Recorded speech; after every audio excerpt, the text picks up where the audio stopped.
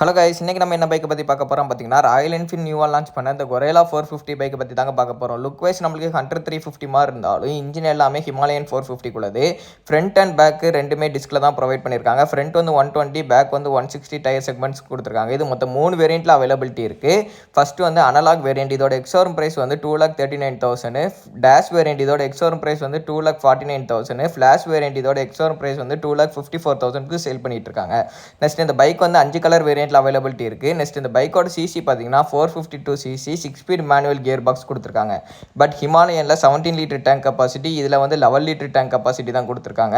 இந்த பைக்கோட வெயிட் வந்து 185 kg தாங்க இருக்குது. இந்த பைக் வந்து எவ்வளோ மைலேஜ் கொடுக்கணுக்கு ஷோரூமில் வந்து சொல்லியிருந்தாங்க பார்த்தீங்கன்னா 29.5 கிலோமீட்டர் மைலேஜ் கொடுக்கணும்னு சொல்லியிருந்தாங்க. நீங்கள் இந்த பைக் நம்ம ஊருக்கு வந்திருந்தால் எடுப்பீங்களான்னு சொல்லி மறக்காமல் கமெண்ட் செக்ஷனில் சொல்லுங்கள். இந்த பைக்கோட ஃபுல் ரிவ்யூ நம்ம சேனலில் சீக்கிரம் வந்துடும். ஸோ நம்ம சேனலுக்கு இப்போ தான் புதுசு வந்தீங்கன்னா மறக்காமல் சப்ஸ்கிரைப் பண்ணி பக்கத்தில் பெல் ஐக்கனை கிளிக் பண்ணிக்கோங்க. நெக்ஸ்ட் வீடியோவில் பார்க்கலாம்.